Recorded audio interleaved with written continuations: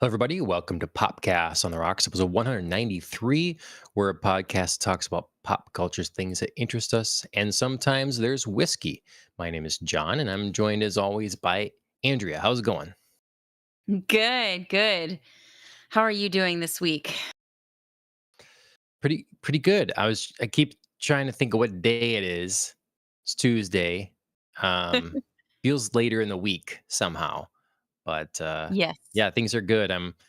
We're out of the field, finally getting back into the rhythm of the gym and like taking care of the kids and stuff and just trying to button down some extra stuff before winter fully Mm. hits. So, yeah. How about you? Yeah. Yeah, I feel that. I feel, you know, this odd sense of it's later, not maybe perhaps in the week than it is, but it's later in the year than it is. Um, Mm. so we are approaching Thanksgiving and Chris always goes away hunting. And I keep just sort of being like, he's leaving. I have to be ready. And then being like, no, no, it's not, I'm not quite there. It's creeping up on me faster than I'd like. But I felt like the whole weekend I kept, sort of it's like when you get startled out of a Yeah. dream and you think like, oh my gosh, where am I? I Hmm. would just sort of think like, oh my gosh, he's leaving. What do I need to do? And then no, it's later. Okay. Or Yeah. it's Well, about to be Thanksgiving. What do I need to do? there's no doubt that you'll be prepared then. Be all set. True, exactly. But yeah, I wish my body would just like calm down a little bit, Yep. Um, because Yeah. yeah, it's It's not that it's quite easy that to look emergent. forward. What's that? It's not quite that emergent, you know what I mean? It's not like a Yeah. present, like, existential threat I need to look out for every day. Yeah. But it casts a shadow over your, the now then. I have that with Indeed, things you're yes. we either whether looking forward to something in anticipation or with, a you know, bit of dread or whatever it is, it's anxiety in some fashion or another. It, Yes, gotta live in the moment. 'Cause, yes. Good advice. yeah, Good well, good parental advice, John. easier said than done. Um, okay, well, if you're looking for parental advice, probably don't want to look towards our character we'll be discussing tonight of James Bond.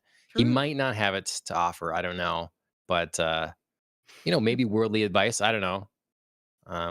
But this is Pierce Brosnan's first outing in Goldeneye that we're going to be talking about, Mhm. and it's because it's an anniversary. 95, I believe, was this movie. So, Yes. 30 years later. Oh, stop it, John. Stop it. So we've missed a couple Bond movie anniversaries, I think, here, just getting behind Mhm. on things. But Goldeneye, it's a big one for me and Same. needs to be discussed. So we'll have to get into that. Before we do, we will talk a little bit about what else we've been watching or reading or consuming in some fashion and our drink holidays. We got to talk about drink holidays, Andrea. What should we be Yeah, drinking? yeah. Yeah, so we decided to kind of transition over into giving a preview of what's upcoming. And because there's not a lot, I figured I would just kind of like ease it in and out of November by recapping the ones that have passed because there's three, and the ones that are coming up because there's three. So Nice. look at how nice and symmetrical that is. And Yeah. also, they're all either very similar or just like very random. So Okay. think about that how you will, because yeah, starting off, there are, I believe, 4 wine holidays in our holiday list of November. The 7th was International Merlot Day, and then following that immediately is a cocktail I love to say, and sadly never got the chance to actually make, even though I practiced it in bartending school. The 8th of November was Harvey Wallbanger Day. Not a lot of Nice. call for that. Um, it's kind of No. an unusual one. But yeah, fun to say. Not a lot of people willing to drink it though. But then shifting back into the 13th, it was Tempranillo Day. Then, if we are leaving the past behind us and indeed looking forward, on the 19th, just one short day away, it will be Zinfandel Day. Following that, on the 20th, Beaujolais Nouveau Day or Beaujolais Nouveau. Gosh, I always trip over that. You think I would prepare for it Beaujolais every sounds year. good. I think, but No, Beaujolais not good. Nouveau. All right, let's go with it. And then, a very random holiday indeed, the day before Thanksgiving, the 26th will be Drinks Giving, which I believe is Okay. a newer kind of drinking holiday, which is where, it's kind of geared towards the year you've gone away to school and now you're coming back to your hometown for Thanksgiving, and you get together with all your hometown friends the night before and go out drinking. So, Okay. instead of friends Okay. giving, drinks giving, The or night friends before drinks giving. Thanksgiving? Yes, the night before Thanksgiving. If that's a good idea or not. I I mean, mean, yeah. It it sounds like depends, like, are you hosting or or I would assume this would say you're not hosting, okay. You are just a kid and your parents are still in charge of, you're a relative kid anyway, and your parents are in charge, or grandparents are in charge of hosting Thanksgiving, and you just got to show up. Okay. Okay. And you can show up hungover Show up and just apparently. you're right, just sorta make it through, yeah. I mean, Okay. depending on your type of family, some are Yeah. the types of families who go out and do turkey trots, 6, 7 o'clock AM. And some are the families like my families where we get together later in the day and we just sit and watch football and eat. I think you can handle that hungover. Is there something wrong with me that there's some sense that where I long I long for the family dynamic at like a party at parties to be, like a few more people, and there's always the stereotype of the crazy uncle and like the Mhm. crazy discussions that get brought up, the inappropriate Mhm. talk and whatever. I don't really Yes. have any of that, like the our get-togethers have gotten so small, Sure. just basically the most immediate Yeah. family. Everybody in the family just sort of does their own separate things, and then we get together and it's just like, well, these are the people we see all the time anyways. We're just like partaking in high caloric diets for the day, you know. Yes. Today is special because we will eat more than we usually do when we see Yeah. each other. Exactly. But So it's yes, like a other than that, it's little nothing different. zest, you know. Yeah. um Even, yeah, so I don't know. Even back in the day when there was a few more parts of the family together, it wouldn't be like, you know embarrassing shenanigans or something. It just would be a little more something interesting to listen to, some other Mhm. conversations, you know, than just, again, the people we always talk to. So, Yeah. Thanksgiving about being grateful and everything and giving thanks. And so I absolutely do. It's just like the holidays and the whole thing.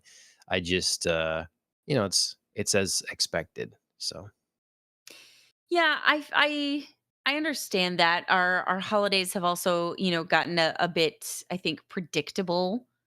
There's a rhythm to it that I used to kind of find comforting, and now I'm a little like, let's maybe shake it up, do a little something yeah. different. Hmm. Um so yeah, so I feel that I do kind of miss, and boy, boy am I gonna kick myself for saying this, but I do kind of miss the days pre-children where it was really hectic for Chris and I, and we would crisscross, state lines Mm. to go to everybody's Thanksgivings. We would go way out to Hector, of course, um, for his parents, and then we would cross all the way across Minnesota into Wisconsin to go to my family. Right. And at the time, the drive was just like so long. You would just be, Hmm. like grating your nails, just trying to get out of the car. But I mean, there was an adventure to it the first couple of years. We'd always stop at the same gas station, get a Red Bull and like some random snack Yeah. that we would pick for each other. And it was kind of interesting and fun and spontaneous that way. And then it got old. And now I feel like our kind of very, I don't know, in place Thanksgivings are getting the same way. They're getting a little predictable Yeah. and routine. So, There's something that about the, like, you know, potentially obnoxious nature of it that makes it memorable. There's something of like, mhm, again, if you have to deal with this yeah, one person again every year and you don't look for, again, this is the worst kind of person. I'm the worst kind of person right now because it's just like these are not the things to complain about. And it's not really a big deal. I'm just yeah, saying there's a piece of me that has that. And I know logically I shouldn't. I should be happy, because as sure, soon as it'd be the other way, you'd be the person that's like dreading going and trying to get out of family events because of sure. whatever. I don't want to be that. So, Yeah, yeah, I think we're both kind of touching on the grass is greener on the other side kind yeah, of aspect to our holidays. yeah, Um, which boy, aren't we learning the lesson of Thanksgiving to be thankful for what we have. yeah. We're just Hmm. getting to it in a roundabout way. But I also think there's something too about the commercialization of Thanksgiving and Christmas and the Hollywoodization maybe, or the Hallmarkization, I don't know, some sort Mm. of zation, where this is like a typical family scene, chaotic and Mm. crazy, and somebody's Sure. dealing with, like you said, a crazy uncle or a crazy aunt who's super nosy, too much Yeah. in your business, and like the kids are running around, and uh-oh, like grandma's over here setting a turkey on fire by accident, and you know I don't know, Yeah. it sounds like this sort of like bustling, but ultimately characters come together and love their weird family, and there's just sort of like Right. the uplifting, music and glow that turns on the scene, and everybody's like, "Oh, we're nuts, but we're happy." So, yeah.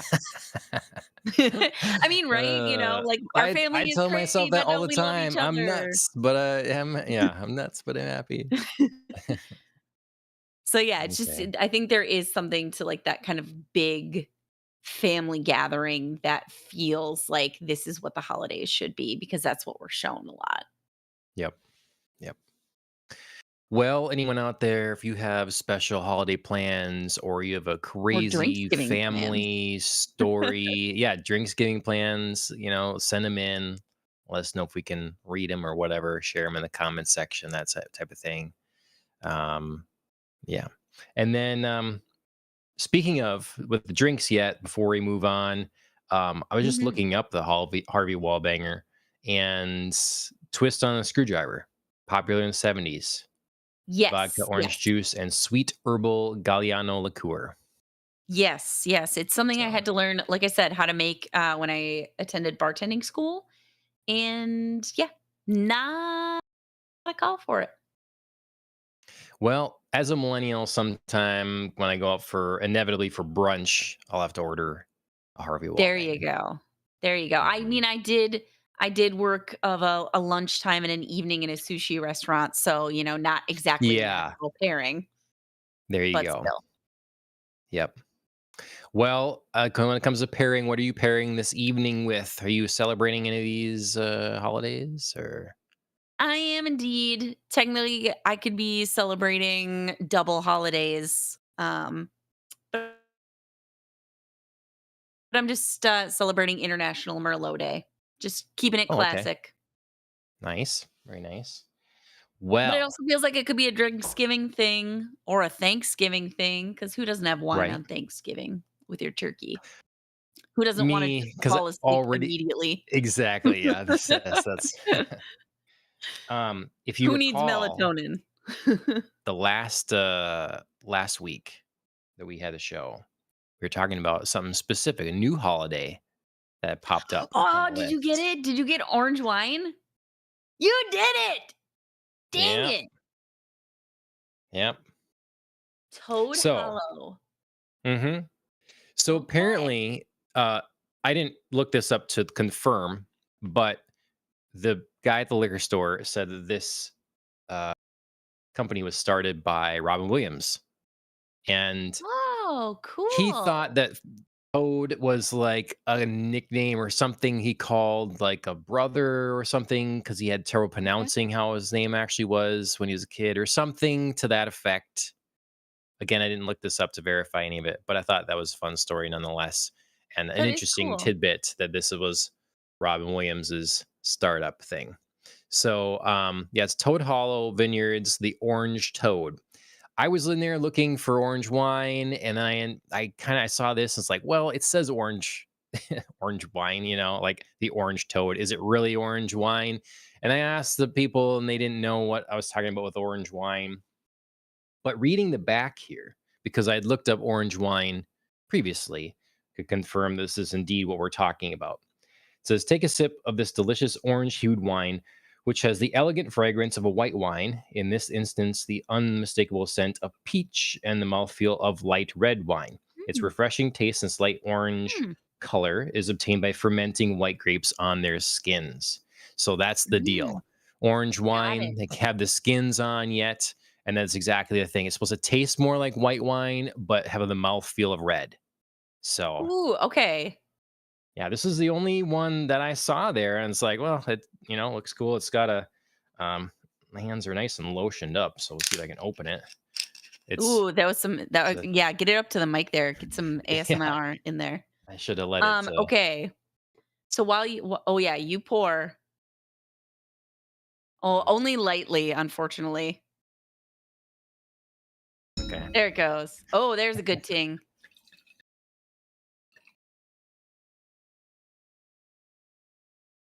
Any of that pick up? Beautiful. Yes, actually. I'll have to start making my glass sing too. Yes, there you It's- go. Okay, so I looked yeah. it up because I was curious, and you Hmm. are or the liquor store owner is indeed correct. Okay. Um, so there is a he is the co-founder of Toad Hollow Vineyard, Todd Williams, who Robin Williams called Toad as a joke Okay. because his name is Okay. Todd. Okay. Um, Nice. and I find this hilarious to be talking about brothers today because I was listening to a podcast earlier, and the host was interviewing Dr. Terry Dubrow, Heather Oh, Dubrow's wife or yep. husband, excuse me. Um, and he shared this little tidbit that his older brother is the lead singer of Quiet Riot, and I had no idea. Do you Okay. know Quiet Riot? Only a name. I don't know. I wouldn't know a So song they're probably. you would. You've heard it Okay. before. But their claim to fame, their kind of one-hit wonder, is "Come On Feel the Noise," Oh, okay. Yeah. right? You Yeah. definitely know that Hmm. song. Yeah, Right. that's Terry Dubrow's older brother singing that song. Okay. Interesting. Yeah, I didn't know he had a No brother clue. either. It blew my mind a little bit. Yeah. No, I had no idea. And then he was like, "Oh yeah, he's the lead singer of Quiet Riot." Huh. They still a thing? Are they still together and everything? I mean, not really, no. I mean, I think Oh, they do, like, reunion stuff occasionally, but, yeah, they're not really, like, making music, but, sure. yeah, it just like I said, it just blew my mind a little bit, so fun fact about brothers today. Yeah. That's cool. And there's a sort of brotherly theme in the movie we're about to talk about. Very true. My Mhm. goodness, we are on point today. Yeah. Well, the wine is good. I'm not an expert, but it is like crisp, like I'd be looking for from a white wine.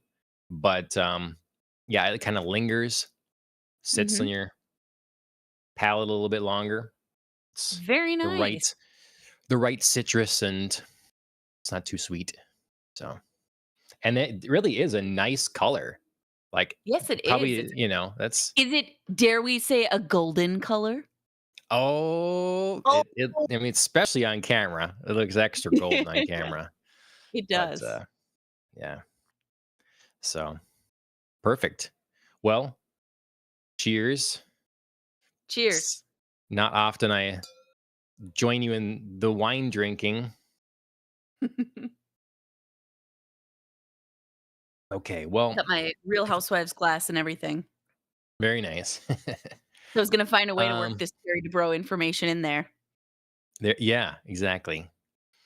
Um, well, if you want any more information on us, follow us on all the places. Make sure you subscribe, like, and share. Like right now, we're live on X, Twitch, and YouTube. So any of those places, podcasts on the rocks. We'd appreciate it. And if you're watching live, give us a thumbs up, like the stream. So, um, when it comes to liking things, Andrew, have you liked any other shows that you've been watching this week, or movies, or anything? Indeed, indeed. I've had a split. I finished up one of my perennial favorites, Great British Baking Show. Person I knew was gonna win, won. Um, so yay, that was awesome. This person is talented and deserves it. And as always, just a delight of a show. I miss it already. Nice. And then I finished up a show I've also loved for a long time, the American version of Ghosts. They finished up season 4 and they just premiered season 5.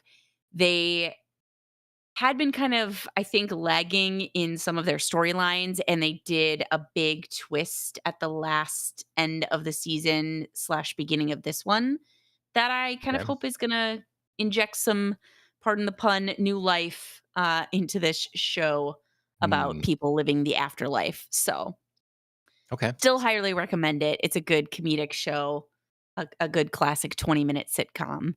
Yeah, Nice. glad I'm swinging back into that. On the kind of serious side of things, I've watched 2 movies that are less funny, but both good. I watched Alien Romulus as part of our ongoing discussion of Yes. all things Alien. And then an Alien Romulus I watched for the first time, and then another movie I watched for the first time, though the story is familiar, is Guillermo del Toro's Frankenstein. Nice. So I've been Yeah. busy. I feel a little bad in, like, taking the break from the Alien stuff, but I I really wanna rewatch Romulus as well, Mhm. and I have yet to watch Frankenstein, so we get time. I think these are just good. There's no No, rush on the Alien stuff. We'll just keep it rocking. it'll be good because as you watch Frankenstein, I've already watched it, so I can turn my attention to Alien Earth, which is gonna take me a little bit longer, to Right. complete, but you already have, so we're just flip-flopping. Yep. Yep. Is Frankenstein that's, like, over 3 hours? Am I No, correct? it's It's not not. that long. It's, Okay. 2 hours and 40 minutes, I think. Okay. So, Okay. yeah, it's long, it's solid. Yeah. You're gonna have to commit some Mhm. time, but yeah, no, it's not 3. Alright. Well, planning on that for a Sunday night, so that's good. Um, Perfect. Yeah, you watching the holiday baking stuff on Food Network? I haven't Or started is that yet. okay. No. No, I refuse. I love it, and You I ref and I almost I do I almost got sucked in, but I just love Thanksgiving, and I think it's such a sad, overlooked little holiday. Well, I So, I think I just love to give it its due, and they I kind don't of feel like most people do. I think they give well, okay, so one other thing, I guess they have a season 2 of the Harry Potter baking show. So that's Mm, going now. I true. didn't True, start they that do. yet, but it is out. And then Ashley's been putting on the holiday one, and that's what I said too. Like, oh, it's Christmas, but she said it's a holiday. So they do Thanksgiving, they do Hanukkah, they do Christmas. They like kind of Oh, cover nice. it all. So Nice. Yeah, I feel like Thanksgiving gets such short shrift. it Um, does. yeah, Yeah. it's just everybody's just in the mood to skip right to Christmas, so, yeah. Yeah. We're trying to like, get the kids to like be excited for Thanksgiving, but they don't really know what it is yet. So Mhm. we have Thanksgiving booked and different stuff, but really it's just like, can Halloween just be back? Is the kind of their attitude. Yes! Um Yes! Oh my so I'm god, yes. so I'm sure it took us quite a while, and Vigo still sometimes picks out the Halloween book to read or whatever. It's like, "Hey, it's not Halloween until next year yet, like Yeah. how Yeah. but So we have a skeleton that we call Mr. Bones, and he's, like, motion activated, and he says, like, little phrases when you move around in front of him and stuff, and the kids love it. We finally put him away, but every day, Cora asks me, "I go see Mr. Bones," and I have to be like, "No, Mr. Bones is in his long sleep until next Halloween." But every day without fail, I will back the car out of the garage, and she'll look over to the front step where he is. "Mr. Bones, I will see Mr. Bones." I'm like, Mhm. "Oh, man, Halloween's never gonna go away." Yep. Well, I'm anticipating them liking Christmas this year, so then they'll, Yes. like, be excited for what that is, but then there'll be a Yes. process of that ending too, so Yes. Christmas is over. Now you can look forward to Valentine's Day. Yes. So, yep. Okay. Well, that's good. I I've been kind of reading some different comics. One of the bigger things I've Mhm. been trying to squeeze in is the new game Arc Raiders. Some of our friends are playing that, and I haven't been getting on it as much as I'd like, but it's like a $40 game, and it's a new extraction shooter that kind of came out of nowhere, and people are really liking it. I really like it. I created this head canon that it's like Star Wars 31,000 years before the Battle of Yavin. Okay. Because there's a vibe to some of it sometimes, and a part of the aesthetic. It's sort of a retro futurist thing in elements of it. Okay. And so my idea in this is like, yeah, in the Star Wars world, before the hyperdrive was invented, um, they had they had their own battle with AI, and that's what they were dealing with now. And humans will have to come on top, and then you'll see in Star Wars how it comes. It's like the droids are obviously smart, but they're you know none of them are trying to take over. They're all Mhm. like their servants, is Mhm. like, but yeah, anyways, it's been a fun game. Interesting. You can play with 2 other people, so it's teams of 3, and it's cool because the whole idea is your humanity. I don't know that much about the story really, but the idea is that you're humanity and you're stuck below surface. Anytime you go above ground, there's these machines they call arc that will kill you. And so humans are trying to survive, and so they go to the surface to Hmm. scavenge for things. And so you Hmm. play with there's other people playing at the same time, and other than your couple people on a team, and you may encounter them during your run or you may not, and you can talk to them or you may not, and they may attack you or they may not. They're real people, so you have to sort out like if you're going to kill each other or Mhm. not.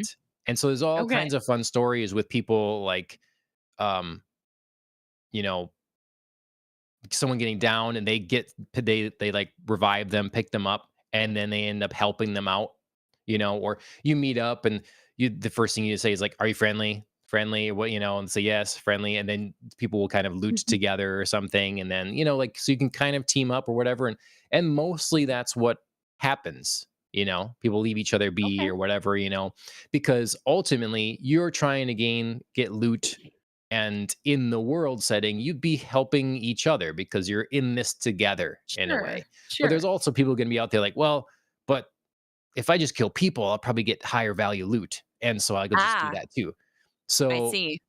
yeah, so you never know, and It's a sort of the very rule, I realistic guess. Yeah, it's very realistic, like, post-apocalyptic, like, you never know who you come across. it's a little bit of a social experiment, and what people seem to say is like if you're playing solo, almost no one is aggressive because you're alone. So the idea of like you're by yourself up there, Mhm. and you just like you're more willing to cooperate and be peaceable than if you have your squad. You've got two Mhm. buddies with you. Let's go. Sure. You now all of a sudden are bolstered and have this confidence that and so then people get more aggressive. So Sure. it's I don't know. It's been a lot of fun. I just wish I could get to playing it a little bit more, but yeah. Mhm. Um, and then two other things quickly. The Marvel Rivals is another game that's part of that takes me away from it Yeah. when I like do gaming stuff. They've added the character of Gambit to the Yeah. roster. So they've done a really good job with bringing him in. It seems like he looks the part. They got the voice actor from '97 Yes. to be in there. So Love it. sounds good. And then in the next half season here, so like in a month, Rogue will be playable. So the whole idea of this season is like they're doing Gambit and Rogue are coming together for a wedding. Gambit was like trying to steal the best ring for Rogue ever or something, and things went wrong and whatever. So yeah. Cute. I love it. So that's been good. I still haven't gotten. I've barely played with Gambit, but he seems really cool. I've just it's hard to learn a new character is the deal. Sure. And I really like playing as Mr. Fantastic. He's a lot of fun and I'm good with him. So and then this DC card game we played, this deck building physical tabletop card game that we thought they stopped making expansions for and everything. All of a sudden there were some new ones that Ashley found. And so we bought the Justice League Dark set and we've been playing that, and that's been a lot of fun to get back into. So Nice. yeah. Lots of gaming time. I'm jealous. That's something that's, been on my list for a while to get back into and just kind of like have, I don't know, been floundering around the gaming world. Haven't Yeah. had the time to do it. You'll notice in my list, I have no shows, you Yeah, know? it really is choices now. You have to kind of Yeah, like pick what you want to it's do. one You or don't the get all other. the time for activities. No, no. So we got space for the activities. We don't have time for the activities. Yes. I knew if I said activities a certain way, you'd pick up on it. Yeah. So yeah, that's what's been going on here. But I am very excited, very happy. The one thing I did watch is Goldeneye. So What's that look for? I feel like you get some sort of look. Or am I thinking I'm gonna say something weird? Oh, I'm Frozen. Oh, okay. Okay. That's why. All right. So yeah, no, I watched Goldeneye again, and you watched Goldeneye again. We had to for the 30th anniversary. Came out in 1995. We got to talk a little bit about our history with the movie some. And I mean, for me, it was just really good to finally proper sit down and watch a full Bond movie again, start to finish, because it has been a minute. Um, I had been kind of rewatching a bunch of them and then sort of work pause and everything. So it's been good.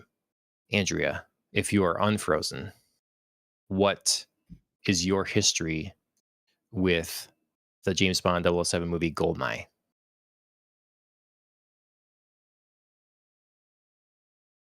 You were unfrozen for a minute, a brief moment, and now you're definitely very frozen. Oh, hey, I see movement. Nope. I don't know if you can see me. I think we should go to a technical difficulty screen, close out, come back in, and hope that that works.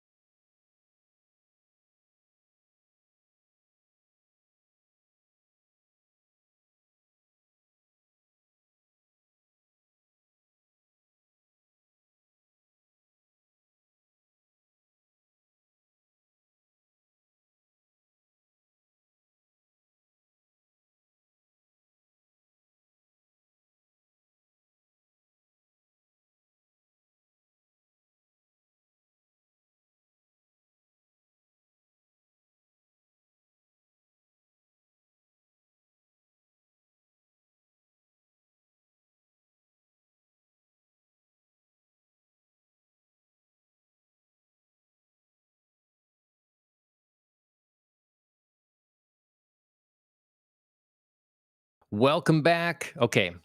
Hopefully Andrea's fingers We are see moving, so movement. perfect. Okay, when things went to haywire, I was saying the one Yes. thing I did get to watch was Goldeneye. It's been 30 Mhm. years, not since I've watched it, since it came out, and I was very excited to rewatch it, get back Yes. into the Bond mood here, because it's been a little while. I was kind of rewatching a lot of Bond movies for a hot minute, and then work and everything, and so it's been a minute. Like we were reading, I'm still in the middle of the Goldfinger book, and it all just sort of got Right, paused. yeah. So I'm happy that we're kicking that back off for with Goldeneye, because I always associate Bond in a way with the holidays as well. So I was just um gonna say that. That's like Christmas and New Year's movies kinda that's your jam. yeah. hmm So, Goldeneye. Let's talk a little bit about your history with it and what it means to you. Yeah. Yeah, Goldeneye was one of the earliest Bond movies I saw. Um, I can't remember if it was, like, 3rd or 4th, but it was very early on in my Bond tenure. I had watched Sean Connery first, and then I think Pierce Brosnan was the next Bond I was introduced to. So, they probably why are, up there as some of my favorites. Mhm. If not at times, depending on the movie, considered my 1 and 2 for Bond. Um, because yeah, I think there's just something about, like, kind of those early films, and I got to see just very choice films. Like Goldeneye is one of my favorites of Brosnan's, and one of my favorite Bonds across the board. So, yeah. All right. Nice. Yeah, I think Goldeneye was the second Bond film I ever saw. The Okay, yeah. first being For Your Eyes Only. And that movie really sort of Interesting. set the tone for me because it was the right, in my mind, the right mix of humor and seriousness. I mean, it's Sure. basically Roger Moore's most serious film, and I Sure. love it. And I don't think I ever knew that you started with more. okay, yeah, yep. And Interesting. but at the time watching it, we just had the VHS. I Yeah. have it. I actually have it over here, but so I don't know. Parents decided to buy it or whatever. But I didn't know James Bond was like a thing at that point. Like a large thing. It was like, well, this is a movie I like. Same. It's cool. So when I found out that there was more to it, was probably with Goldeneye. And the interesting thing with Goldeneye was it was. I also think I saw this one yet at home on VHS for the first time, and then also Same. the video game came out too. Mhm. And so for people our age, there's really a tie between like both Yes. of these, like a double cultural whammy of Goldeneye in Yes. the movie form and the game. And I argue sometimes that the game had a longer, more lasting impact. Shockingly, just on culture. If you look up Goldeneye, often just it's game stuff that comes up before the Mhm. movie stuff. Um, but either way, and then my first Bond movie I saw in the theater was the follow-up with Tomorrow Never Dies. That was the first time I saw it in the Oh, theater. okay. Sure. So, yeah. But, Also a good movie. Goldeneye, I it's interesting how I feel I'm relatively aware of, like, the Bond community and just fans in general or whatever, at least the ones that are enough to be online and stuff like that. And, it's interesting how as the movies are coming out, people think one thing, and then when they're done and they've moved on, they think another thing, and it sort of shifts throughout time their perception of the quality of each thing. Like Mhm. people got really worn of the Brosnan movies, and even in World Is Not Enough, people started to be like, but they were doing well at the box office. And Mhm. then by the end, people were ready for change. And then, oh my Mhm. God, Blonde Bond, people were loving it with Craig. But then now that the Craig ones are done, people really look back on them poorly in a lot of ways. A lot of people are like, Yeah. they're very dismissive of the Craig films. And it's just like sort of did it with Brosnan too, because they feel they didn't end well and Craig not ending well. So they kind of, but then I don't know. It just changes over time. It's interesting. My opinion changes over time with them as well. And so I was kind of worried, Yeah. this being one of my it movies, um, and high up on the list, if I would feel differently because I know some fans have watched this again recently for the anniversary and felt it lowered on their list. Like they'd appreciated Mm. it less than maybe some other things or they had previously. So I was kind of worried Interesting. going in if I would be Yeah. feeling that way or not. So, um, before we get into the movie specifically, I want to just show off a couple goodies. One, I still have a DVD copy that came with a set, and it has it's back when, well, one, DVDs, but two, they came with things. So it's a Oh, little booklet yeah. in here, and I wonder. it's got some information on it. Yeah, I bet you have this too, because I think we both had I do, I those do, I DVD can see box it. sets. Yeah, I think Yes, you I had can the see it. other box set too, probably, because Yep. they made 2 of them that were just, like, random. They weren't in order or anything like that. They just You're right. yeah, No, they just threw a couple movies together for yeah. some reason. Then I bought this Blu-ray version, which I love the cover. I love that image. Always love Yeah. that image. Um, Great. One of my favorite Bond girls, and I just that's so like them to come with a 4K version, but whatever. And then I have this magazine. My So, god. The height on yeah, it's Xenia's hair, I love it. yeah, yeah, she's on the top of her hair game. Ah. Ah. So, this has, like, some good stuff in here. Here's Brosnan with a beard yet. Yep. Um, it's talking to Martin Campbell in this one. I think this is where I wrote in my notes how, um, during the St. Petersburg tank stuff, there were people calling in thinking they were really destroying St. Petersburg because they Sure. built replicas and different stuff of so many things, and, yeah, people were freaking out. Oh, such a good So, chase scene. yeah. So, anyways, there we go. Get the Bond ladies in Yes. here. Bond Light and Bond Dark. Yeah. I Very, love when very they Two-Face. Mhm.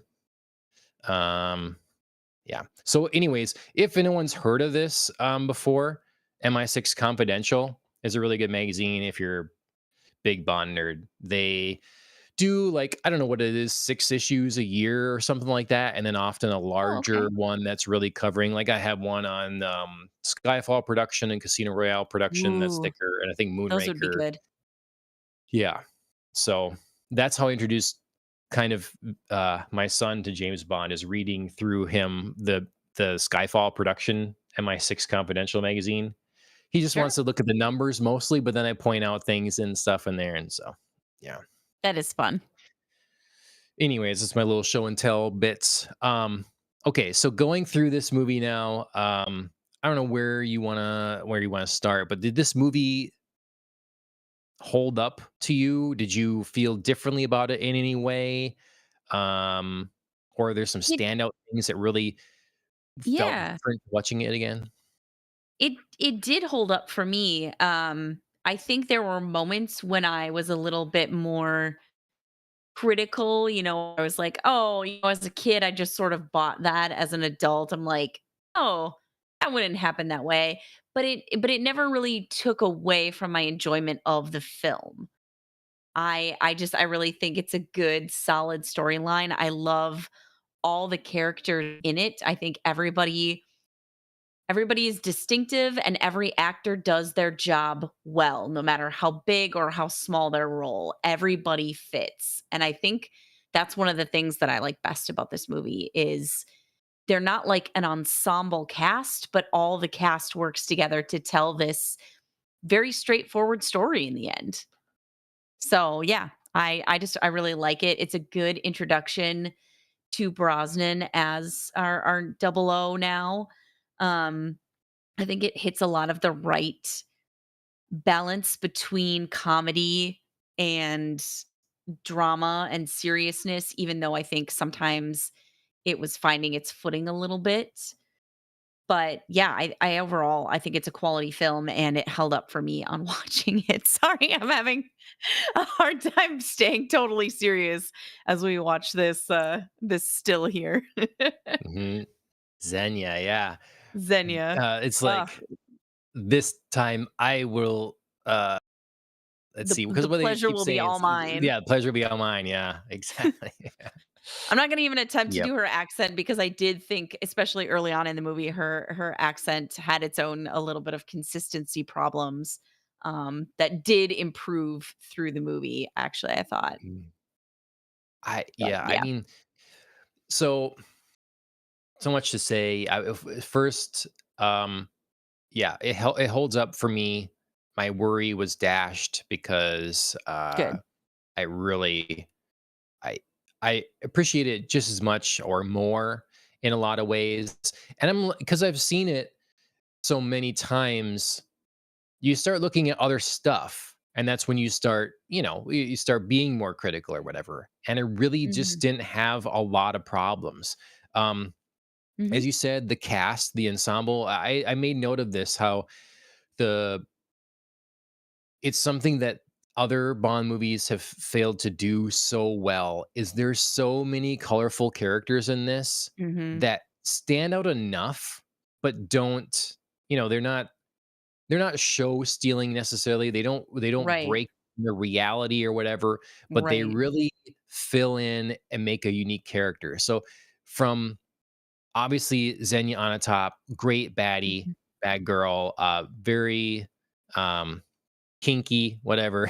But then Mhm. Bodhi's weird, he's not just a normal programmer guy. He's a weird guy. He's got an ego. He's got chauvinist kind of thing. He's this prideful thing in competition with his coworkers and whatever.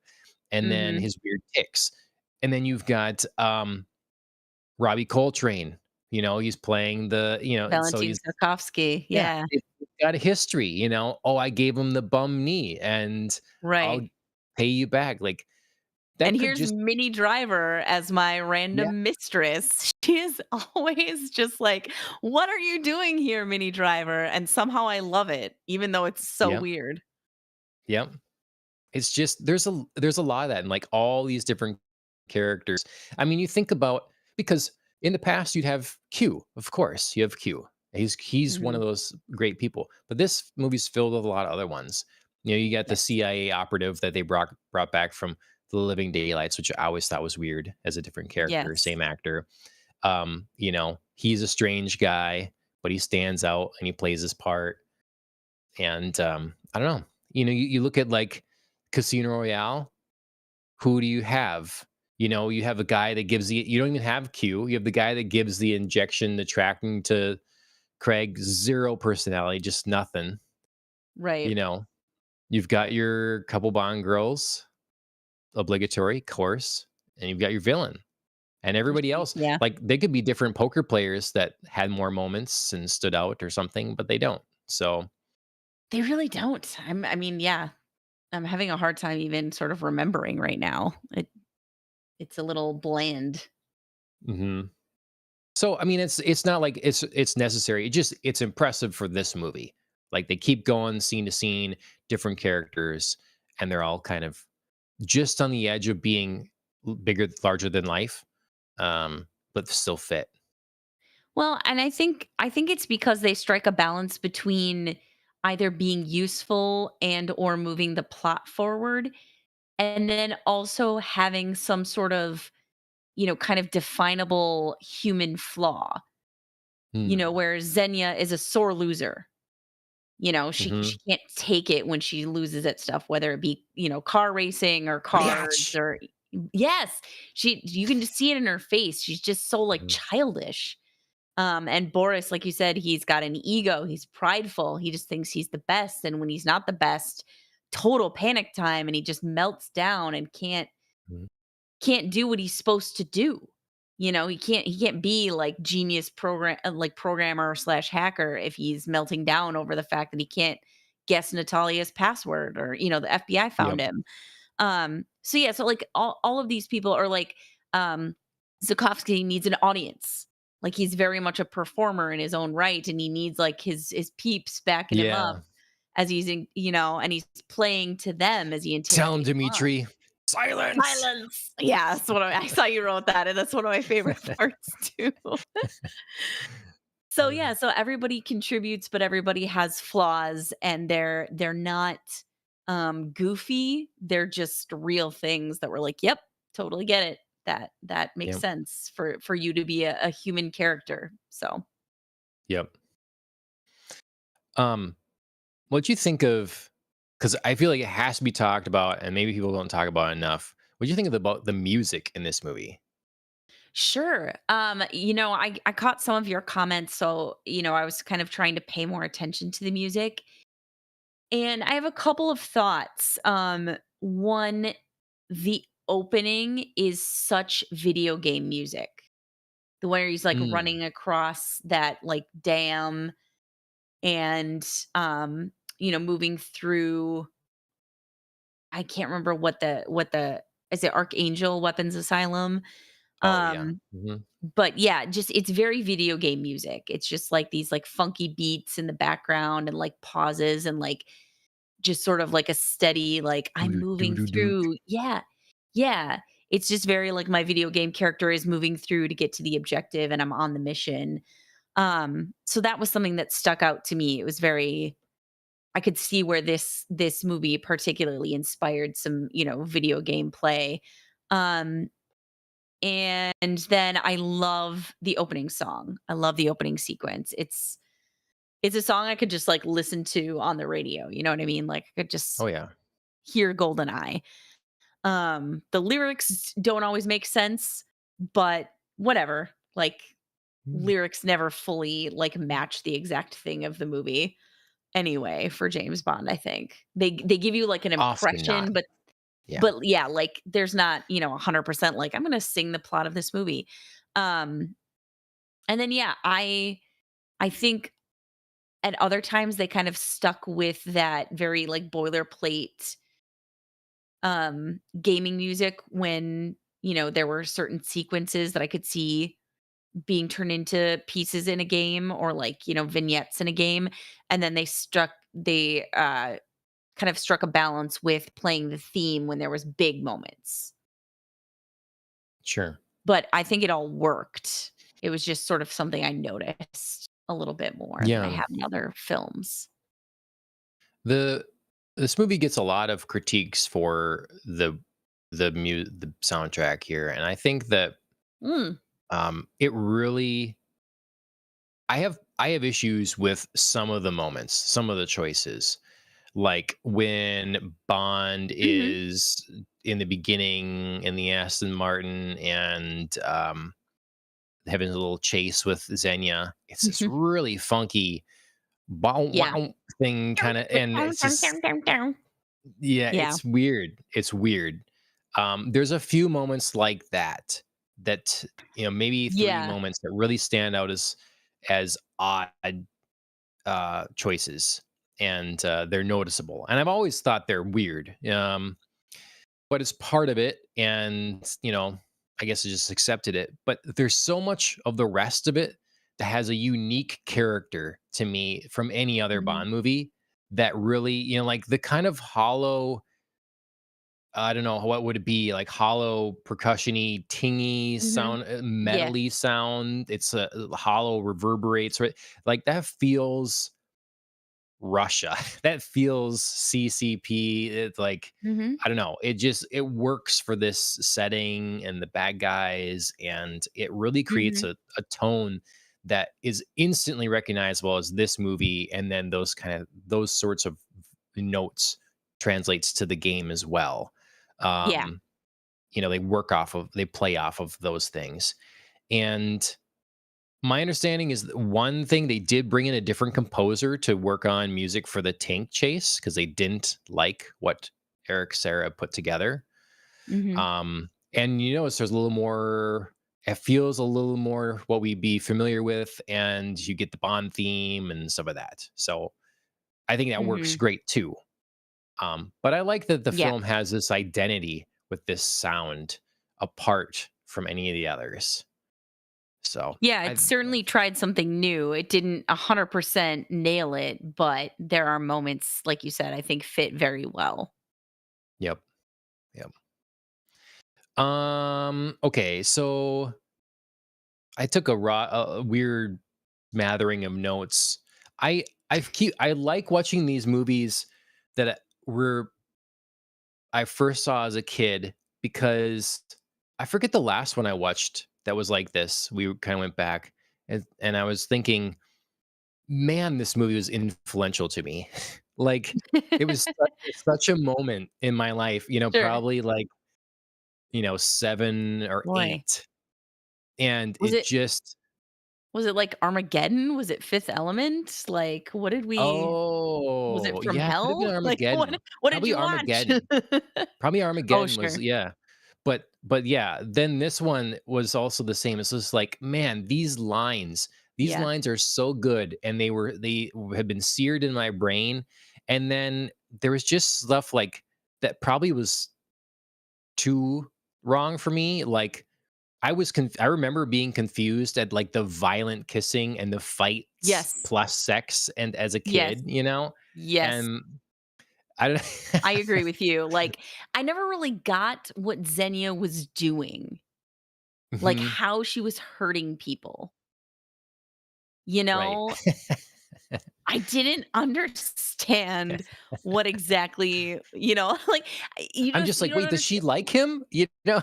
Right, And right. then And then suddenly, so like, the guy is dying and you're like, "But what is she doing exactly?" mhm.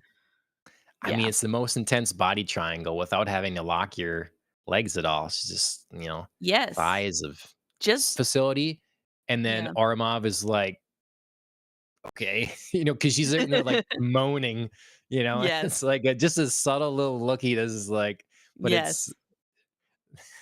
glad you're It's on my it's side. very well, it's very Freudian. It's very, like, line blurred between sex and death, and she just sort of, like, they in her character, they take that and they're just like, "What if we just like, kind of rode that to the most absurd level Yeah. it could possibly go?"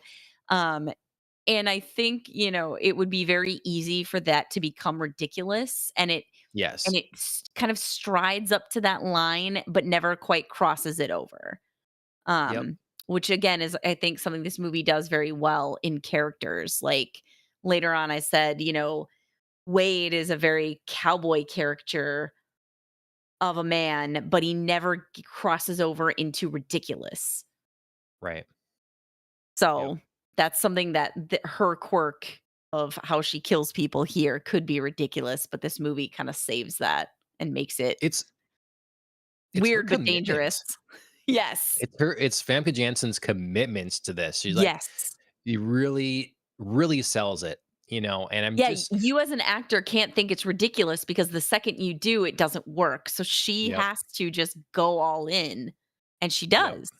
This is Mhm. really impressive acting work for how I think, surface some people could find it. Yeah. Right. Um, so yeah, this is I think the sex scene left a mark on me, and now that I see it again, not sure, maybe TMI. I actually Um, think the second one, where they're in the pool, left a bigger mark on me because I didn't understand it at all. James Bond is mhm. so casual, like, she's genuinely trying to kill him, and she gets him at several points, where he's not breathing and he just sort of keeps casually walking towards his gun like, "I can handle this." Mhm. Ah, I so kind of I strange. kind of like that because she's unarmed, so he's not really seeing her as a threat in that way, other than like if Yeah. she were to get his gun, obviously, then there'd Yeah. be a problem. So, but yeah, it was a little confusing, but he's like ready to just go into this if this crazy woman is going to go that way. Because Yeah. he's like, that's close enough, not close enough for what I have in mind. Okay, let's do that. Well, wait, now you're gonna bite my lip off. I don't know. Like, Yeah. Yeah. so it's yeah. Yeah, he keeps giving her I don't know. some chances for this to turn into, like, Yeah. some sexy time, and she keeps Mhm. not taking them. Yeah. Yep.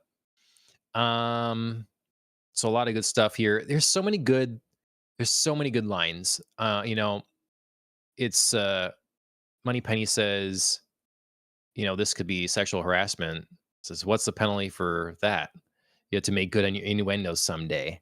And it's like Mhm. it's just starting their relationship, these actors' relationship so well. Um, There is, oh yeah, we talked about the Telma silence thing.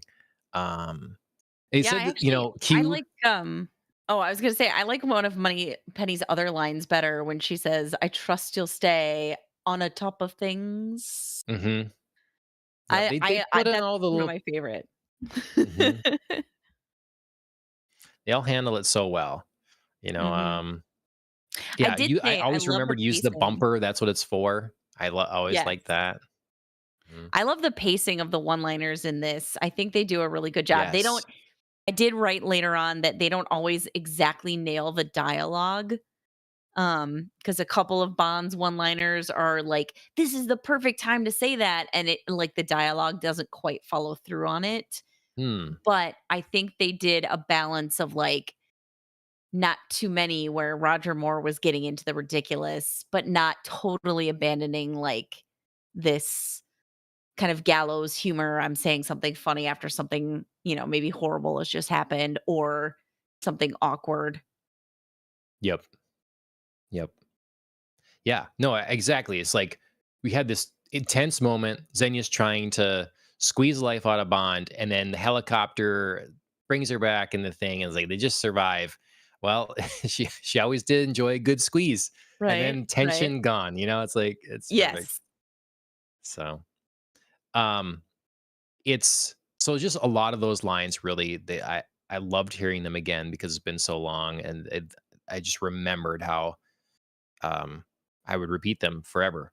Um, Mhm. I did think in watching this again now, like going back to that pool scene, yet I'm like, there's a scene we didn't see where they had to like both get dressed, and Bond had to keep an eye on her yet, and then get in the Yes. car. And like this is a lengthy thing. The guy he knocked out had to like be Mhm. tied up or stay knocked out or something. And then it's like, okay, where's your clothes? Let's go. Because when Bond Yep. shows up, he's like perfectly, he had to tie his tie, Coiffed. Yep. do the whole thing. It's like, what happened here? How Yep. did that scene unfold?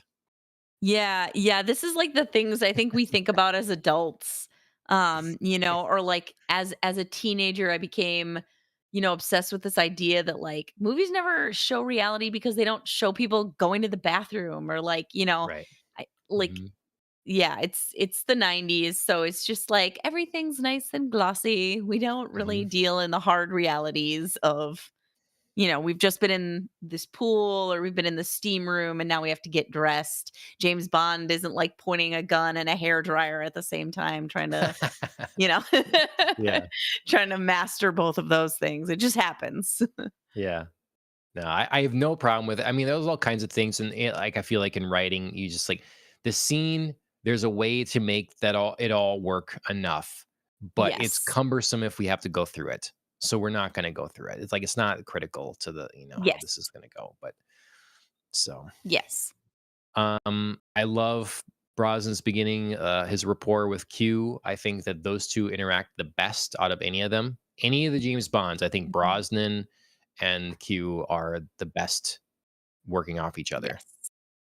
Yes. Yes, they're very like to me, kind of Val Kilmer and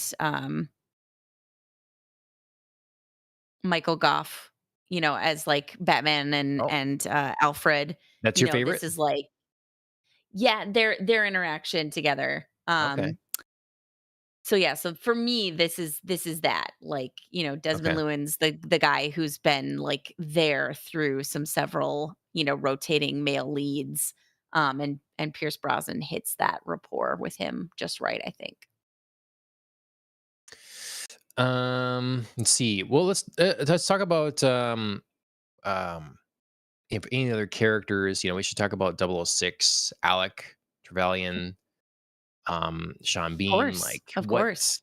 you know, what do you think of him? Would he have been a cool Bond? I feel like that's something that was is thought of, that they're such brothers in Mm. arms at the beginning of the movie, and Mhm. he's got his Yeah. own quips and sarcasm and whatever and He does, he bravado. does. Yeah, it's an interesting question because, of course, at the end of the movie, Alec is, "I was always better, James." Yeah. And so, of course, like, as the viewer, you gotta think, like, "Were you? Were you always better?" And I think that the movie kind of makes the case that, Alec is smarter than Hmm. Bond or, like, generally, like, a more long-term planner thinker, and so, Sure. kind of relying a little bit more on, like, the intellect side of things, where this movie, I think, does show James as a little bit more cowboy and rolling on instinct or improvising sometimes. So I think there's a different dynamic there, but, do I think he's better?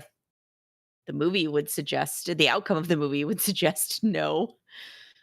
Um Yeah, I like him for what he is this whole Yeah. time. I don't think I could see him as James Bond, and it's really hard to watch him next to Brosnan, who nails this so well, to Hmm. kind of see, you know, Sean as 007. Sure. Yeah. I've I've just always liked him. I've always been intrigued I by him. I agree. think it's not very often we get the another double O going No, rogue or it's something. that.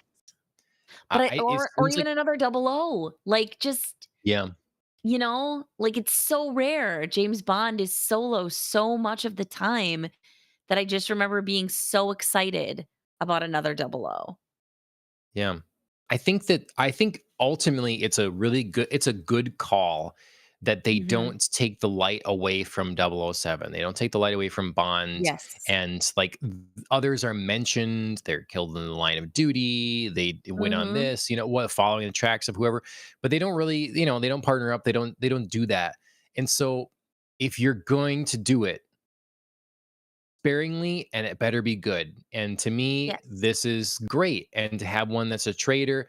Now, it seems like maybe in the upcoming video game, that's going to be the case. You're going to have a former double O or something that's a traitor or Mhm. something like that, But, anyways, it's just, it's seldom. And, we've had other governments of the world have agents defect or whatever. But, um, I guess you can look at, Skyfall for a modern one. That was someone that worked, um, Yes, of for course. MI6. I don't think he was a double O, but Well, either and way. and the difference is, he was gone sometime prior. You know, Yep, Alec is an active double O, yep. Fakes a you death and know? then is back Right. to mhm, Right. And even though the movie says, at the beginning, like 9 years later or whatever, we don't really feel that as an audience. We feel that time right. has passed, but we don't feel like, at least for me, I didn't feel like 9 years was actually the interlude between what had happened.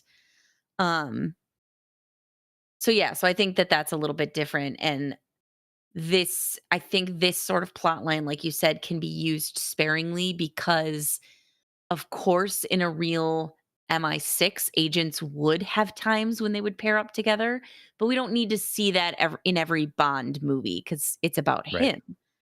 But I think that, just having this every once in a while is a smart acknowledgement of, like, of course, there would be missions where it would be necessary to send two people. Yep. Um, Unrelated, I have to say, the passwords used in this movie would no longer hold up to any account creation standards at all. No, no. Although they do encourage you to use words and phrases, yeah, this is not it. It's uh I did I yeah. did always think about that as a kid, and I thought about this as an adult. When Boris sets the password for Spike, he does it right in front of Natalia. "Girl, are you not looking at his fingers? It is Well, 5 letters." she's over on her desk a little bit there, right? Spike them. No, at that point, he's right next to Okay. her, I and don't she's know. over him looking at, Langley and the FBI checking out his trail. Okay. Yeah, he types it Okay. right in front of her, and I was just like, "Girl, look, Hmm. you gotta look at those hands, man." They type so fast, you know, I so guess, I fast. guess. But I Modern mean, modern passwords, but you would never. I mean, people have so no. many phrases that, like, it could be anything because it's, like, 26 letters long and numbers and symbols, but for chair, I Yeah. think you could It's have like gotten it. he's setting a thing like begin encryption, and the encryption key is like, yeah, 4 or 5 letters. I just like it. It's and a word nonetheless, not nonsense, a word. Right. But it's just that also set in my head for a while as a kid. Like, this is how hacking works. You're just Mhm, like mhm, guessing passwords, mhm. just Right, so right. you can't crack my codes. Yes. But it's fun. It's fun way to do it. And again, for the early days of the internet, like he has this Yeah. like Photoshop version of Natalia on a uh bikini body, whatever. It's like, oh, I'll put it on Yep. I could put it on the internet, and early days of that. But I also think that Yes. this movie stands the test of time in part because, like, the story is still works. You know, the idea that they have a EMP proof helicopter and that, hey, we're going to set everybody back to the Stone Age with an EMP wipe. That is Mhm. totally plausible. That is more plausible today than it was Mhm. then. And we're more reliant on technology today than we were then. And I mean, I wrote in my notes like if the US falls, there's no way that doesn't happen somewhere in the world. There's no way we don't get some EMP Yeah. strikes somewhere because people are in trouble if that happens. Or we just have Yeah. horrible solar flares and that wipes stuff out too. Like the threat of this is still a reasonable thing here. And I I agree. think that And it works. would be much And more then all, devastating today. yeah, exactly. Exactly. Cars not working. It would just be like everything not working. We're so reliant on all of it. Um, so I think that's cool. And then ultimately that, yeah, it's a bit of a revenge story. A guy is like, he's put into his um working for the government that he feels responsible for his parents' death. And he's gonna strike out and get back at him and Mhm. using that as an excuse just because he wants to rob him and become rich, or is he really still hold the grudge? Either way. Yeah, it's a very modern day way of theft. You're not breaking into a bank anywhere. Mhm. You're just digitally transferring, erasing the footprints, like that all holds up in my book. Yeah.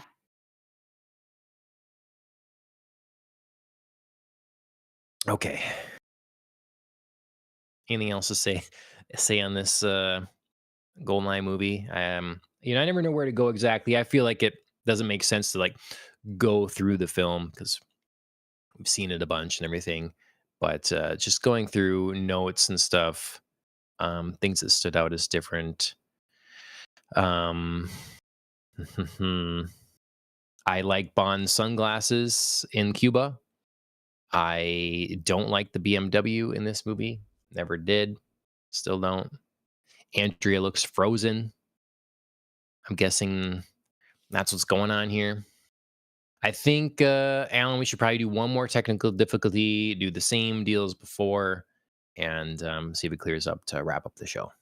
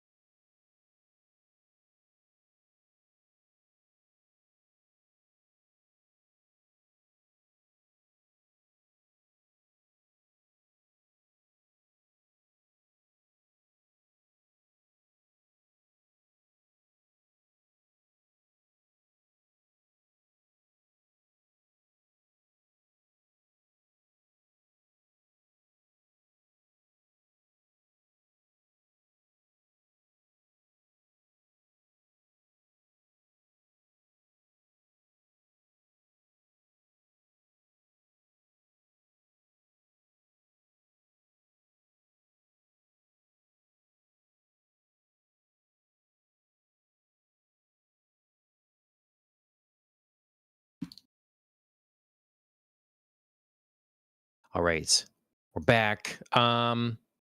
Yeah, so there's not a great way, or maybe there's not. I don't think going through the movie like as it goes is the perfect way because we've seen it so many times. But if there's Mhm. any other notes that you've taken that really changed, or if there's something you got to bring up, I think that Tank chase, still great. Oh, yeah, I have to say the fight scene between Alec and Bond at the end is still one of my Mm, favorite hand-to-hand fight scenes ever. Like, sure, period. In any film, I always liked it, and, like, especially being in martial arts now for, like, 4.5 years or something, I want to see a different eye, like, if I can't stand it or something, it still is intense. It's still really good. sure. I still love it. The music is great. The whole just very well done. Yeah, I was taking notes on that actually because I was thinking about their final fight and then thinking about like how small of a surface they eventually have to work with when they're getting out there like on the satellite. They can't really do big epic fight scene. So like what can they do on this tiny little area and make it menacing and make it terrifying? And they do it really well. Like this concludes or climaxes or whatever we want to say, like really epically. Mhm. Again, for working for like conveying a fight on such a small surface. So yeah, I Yeah. love this whole ending battle between them. It feels personal, it's really back and forth. Mhm.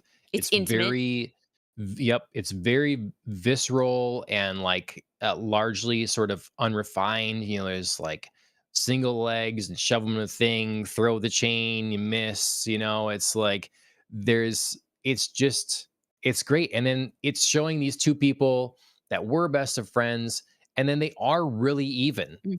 Like there are things that just work out in one person's favor or another. And Bond Yes. ends up winning because Alex distracted for a second looking at Natalia in the helicopter. It gives him the chance to Mhm. give him the boot and turn him over. And so, Yep. yeah, it's really good. I think it's a great ending. Oh, I Um, mean, and the line for England, James? No, for me. mhm, Woo!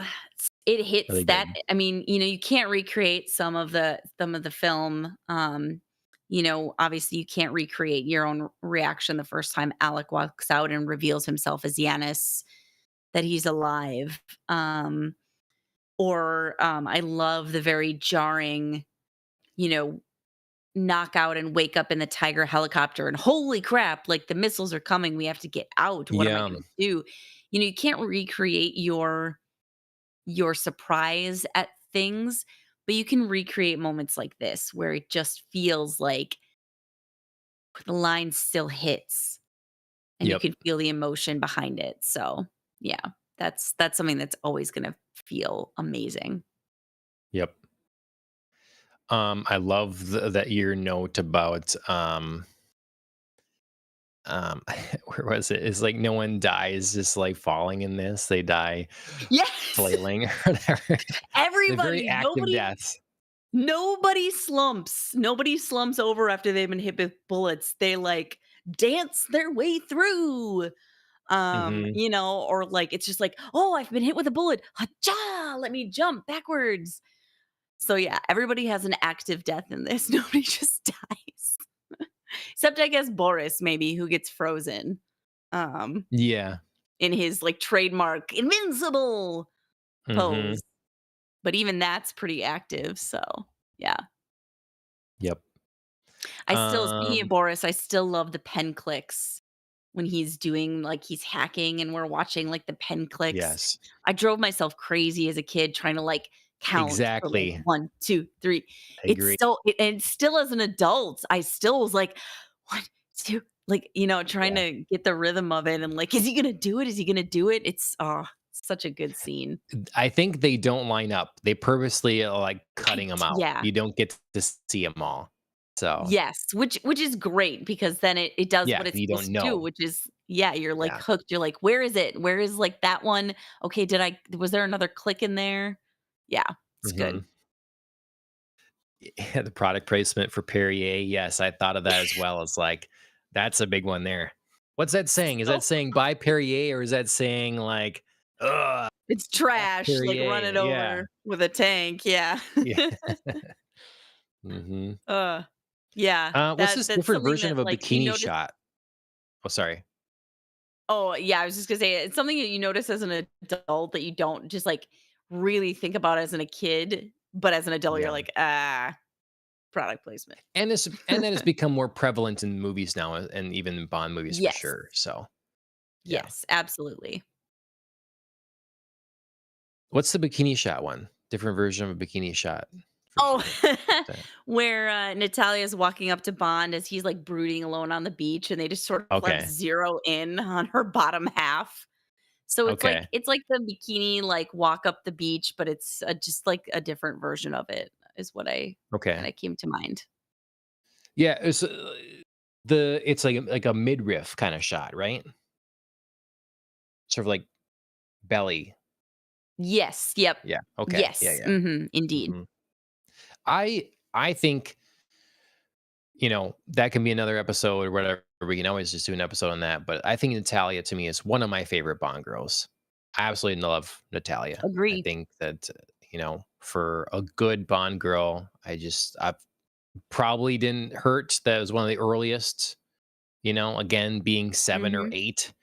But love her look, love the character she is, love the way she react mhm, interacts with Bond. She has a good personality that just like they just mhm, work together. She's not like, you know, too, pushing him away. She's like it's like the right moments. Like she's skeptical of him and everything, of course. Why would I go with you? Why would I mhm. trust with you? But like that turns quick enough, and it just all it works well. She's there for a reason. It makes Yeah, sense. She's the lone surviving person from Saranaya, and so they need the information from her. And um, I don't know. I think underappreciated, not oft mentioned Bond girl is really good. So mhm. Yeah, I think she like you said, she strikes some good balances. She knows what she's good at and what her value is, like when they're on the train and she's like, "You get us out of here. I'm gonna figure out where they are. This hmm is what I can do. I can't, I'm not like trained in combat, so I'm not gonna pretend that like, oh, I have super fighting skills, but here's how I can contribute, and then let's go do the thing, and track them down." Or, she's very scrappy when she survives Severnaya. But then, Fatal Flaw comes out where she just thinks like, "Oh, Boris didn't get killed, but he's not a traitor, he's my friend. I'm just gonna right, trust him." So yeah, she's not perfect, she's not flawless, she's not, she has, a little naivete, but she's also got practical skills that can be useful without it being unbelievable that this random civilian woman would now just be like, "Oh, I'm a perfect asset to your mission." right, yep, yep. Um, okay, I'm sure there's something I missed that I want to say, but I just think I would say that M. fashion Judi is good. Dench. Judi Dench, yeah, introduction of Judi Dench, yeah. I love Yep. their little interaction. It's a fun start of a kind of like, yeah, again, Mhm. I like in the books how Bond is so sort of reverential to M. He has such respect for Mhm. M, and there's a decorum that he'll follow and stuff like that. So I do like that. At the same time, for something different, it's this little antagonistic kind of thing that develops into this, Mhm. like clearly loving relationship as well. Um, Starts off with a cool thing here. And like there's no one that's right or wrong Right. exactly. Like you see me as a bean counter, and it's like, yeah, they kind of label each other. And I don't know. It's good. Yeah, it's a smart move because it gives the relationship some place to go, to have them start out a little bit more standoffish with each other. And I think, it's a good measure taking of each other, but also a chance for them to say like what they feel. Judy Dench is very no nonsense. She's like, "I get you don't like my methods. I'm very analytical. I might not be in the field as much, but I'll still send you to your death if I feel like that serves my mission. So it's not that like I'm too careful. It's just that I want to know that your death means something. You're an asset that I'm not wasting. And then, I think that gives James Bond some grudging respect for her. But again, they're not like total buddy buddy. He doesn't revere her like he did the previous M. So they can grow in trust throughout, the Yeah. movies. Yep. Yep. Um, I cut you off on the fashion part. I do love the fashion in this movie. okay. Everybody has, again, their own unique style. I definitely wanted Natalia's like programmer outfit as a kid. Like the little Mm, cardigan, black skirt, and like tights and stuff. It's so 90s. I I loved it. mean, I thought she looked it's great. probably a reason Ashley has that. I didn't realize it till I saw the movie again. um, yeah, no, But it's a then, good look. Xenia's, like, total military look at the end, I loved that too. It's so perfect for Hmm. her, and I was like, "Oh, I wish I could pull it off." I think I could as an adult, not as a kid. Sure. Yeah, she goes through a lot. She's got that. She has the like, full on, Yep, elegant glam. look. Then there's the sort of dressed up, it could say a funeral look, but formal dress wear on the ship where she's Mhm. seducing the guys. And yeah, she's got some good looks. Just a bath towel, that's a good look too. So um yeah, I made note that, Bond, like I said, Bond's sunglasses is like Persol sunglasses at the end in Cuba Mhm. there or whatever. I really like, Yeah. because I don't like a lot of the choices they made for sunglasses for Bond over the years. Like, I know Sean Mhm. Connery is kind of famous for these sort of, I guess I don't know what style you call them, but they're relatively square and they kind of flare out. It's very 60s. It's like something Yes. that Robert F. Kennedy would wear, Robert Kennedy Jr. Mhm. Wait, um, I'm blanking Nope, on the. John F. Kennedy. Yes, thank you. not not today, not the today one. Yeah, yeah. Um, but it's that sort of style, but not my thing. And then Craig has some different ones. He's got one in Casino Royale. Again, parasols I don't really like. They're Yeah. kind of rectangular. Well, and he's got some Um, aviators at one point too. in Quantum of Solace, he has some unique aviators that has like a Yes. single bridge or something. It's a little different. Yeah. Um, I don't really remember Roger Moore wearing many. There's something, but none of them stand out. No. Although So I still haven't seen all of Moore's work, so I can't be wait, the definitive judge on that. You haven't seen all Roger Moore's James Bond films? No. Which ones haven't you seen? Oh. Let me look, Andrea. let me look, let me Oh look. my gosh. This I is told you I have a mission really hard time critical. with Roger Moore. Well, I've seen Octopussy Now. I know I hadn't seen that one. Yeah. Okay. Andrea. Oh my god. I know. I I hope told it's you some good ones. I I have hope a it's some really good hard ones, time with Roger Moore. because I've been saving some good ones to really watch Mm, wholeheartedly mm, again. I mm, usually mm, put on the mm. sort of mediocre ones in the background and kind of rewatch those over and over. Have you seen The Spy Who Loved Me? Yes. Okay. I think Um, I think I haven't seen Moonraker. oh, well, okay. I'm pretty That's not a sure. okay. Alan shared a picture with his glasses from View to a Kill. Yes, I do remember those. Okay, yeah, A Oh, View to yeah. a Kill, his last one. Have you watched that one? Yes. I thought maybe we watched it on here actually. Um, We've talked about it for sure, because I yeah. think you were talking about it when we were talking about some of the books. Okay. Well, and we talked on here about uh shoot. I've had too much wine, Andrea. It's but Live and Let Die. We've talked about that one. This is the first Yep, one. of So, course. um, to me, the good Roger Moore ones, the really standouts are For Your Eyes Only Mhm. and The Spy Who Loved Me. Those are Yep. peak. But then I also like now The Man with the Golden Gun just for fun. It's just fun. Yes. Um, Yes. I always remember that and because of Christopher Lee. yeah, yep. And then I like A View to a Kill actually for fun. So, Yeah. The Die's gone down my list a little bit, and then there's Moonraker, which is not good in my opinion, and, Can't wait to watch it then.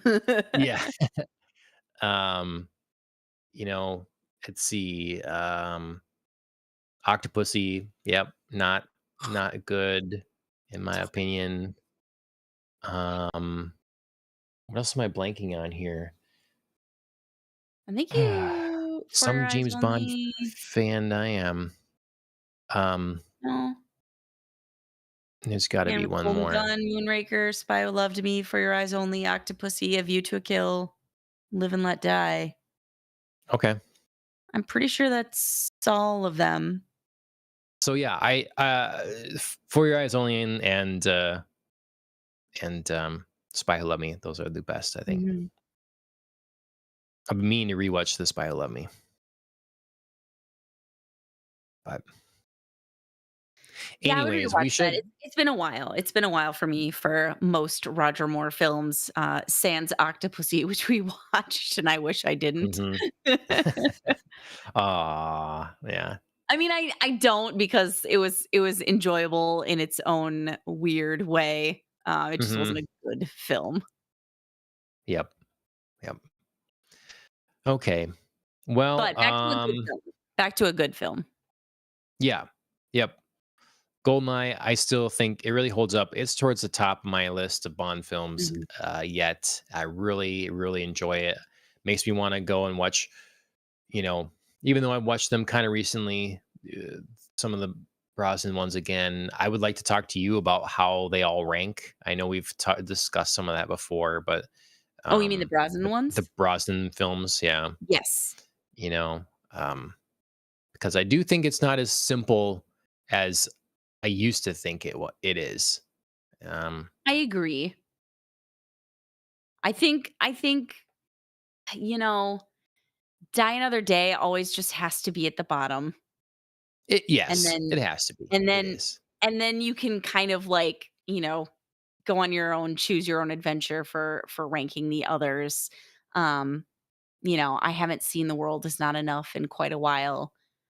It's still pretty memorable, though, that Mhm. I could rank, some of them, but yeah. I think Okay. I think honestly, I would have the most trouble with, Goldeneye and Tomorrow Never Dies. Is we to end it to Yeah. not go longer, because I absolutely have tons of Yeah.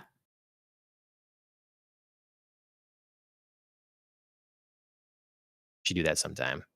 Brosnan, just talk about the Brosnan films, whatever. So, I would be down. anyways, that's Goldeneye, 30-year anniversary. Man, how time flies. Let us know if you're watching it for the anniversary. It was just the other day. If you Mhm. saw it when it came out, or whatever your history is with it, and if the film holds up, or if it's changed in your ranking, in its placement in the Bond um, epic, uh, hasn't really for me. So. Anyways, make sure you like, share, subscribe in all the applicable places. We're on podcast directories, Spotify, Apple Podcasts, all that sort of thing. So if you like that, follow us there. Killing the Flower, they wrote our theme song, so you can check them out on music streaming services like Spotify and Apple Music and YouTube. Check out a friend, Track Mouse, Mike, Track Mouse Whoop. 34. Um, some sad news for him. I guess the organization he races with, Grid Life, is really moving a lot of stuff away from the Midwest. So Oh, everything but no. like one thing is going far away. And so he's really bummed about that to my understanding because, he's Yeah. put a lot of time in being with this organization and Yeah. racing with their he knows the people and all the stuff. And now like it's gonna go a long ways if he wants to try to make multiple of these races in a year. And I don't know. I don't know what the deal is. I have no insight on anything there, but Mhm. I I'm feel sorry, sorry for Mike. him. Anyway, so yeah, but that's that, and that'll do it from us. Mhm. I should not. I would say open a bottle of wine and have it next to me when we do these shows. I would say that. So lesson learned. But anyways, Andrea, thanks for joining me as always, and we'll see you next time. Sounds good. Cheers, everybody.